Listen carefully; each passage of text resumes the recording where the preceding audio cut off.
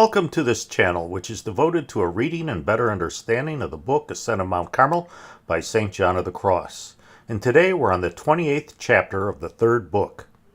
In the last chapter, St. John told us that there are two things from which it is okay to take joy, and they are things that are good in and of themselves, or that they're a means to bring about a good. And the second thing is things that help us on our journey to God. In this chapter, St. John describes 7 evils into which we might fall if we take joy from our own good works. The first evil is pride. St. John cites the prideful Pharisee who congratulated himself as he prayed. The Pharisee standing prayed thus with himself, "O God, I give thee thanks that I am not like the rest of men, extortioners, unjust, adulterers, as also is this publican. I fast twice a week. I give tithes of all that I possess."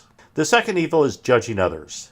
This is often linked with the first evil because it usually involves us comparing our works to those of others. And this is exemplified by the second part of that Pharisee's prayer, where he says, "I give thanks to thee that I am not like the rest of men, extortioners, unjust, adulterers, as also is this publican."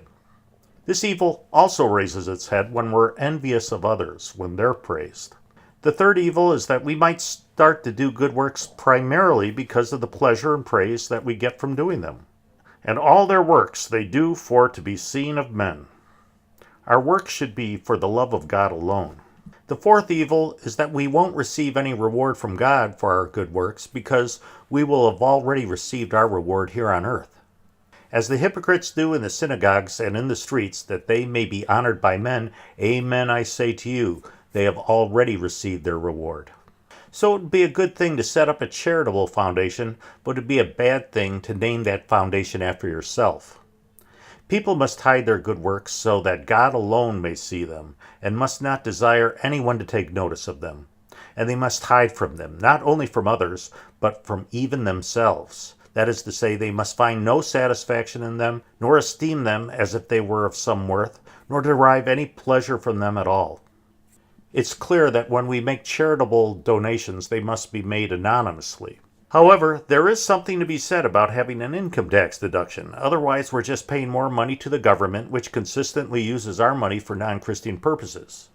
I'd like to know what your thoughts are about this. Please feel free to post your comments below.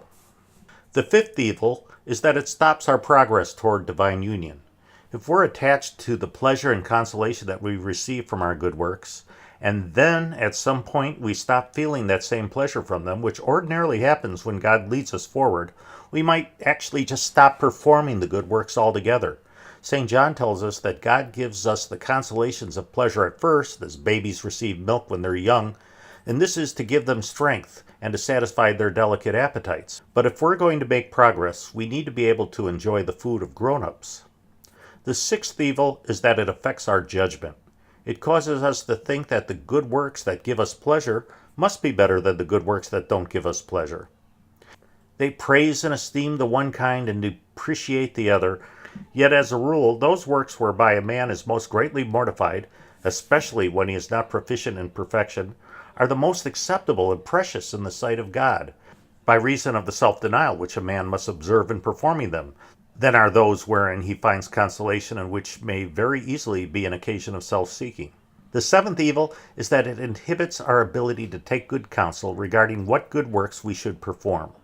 When we take joy in our good works, our love for God and our neighbors is weakened, and that's because that love is taking a back seat to our self-love in regard to our works. Well, I hope you enjoyed this installment of Ascent of Mount Carmel. We'll be back again in about a week with another one. In the meantime, please pray for the church. Don't you lie to me.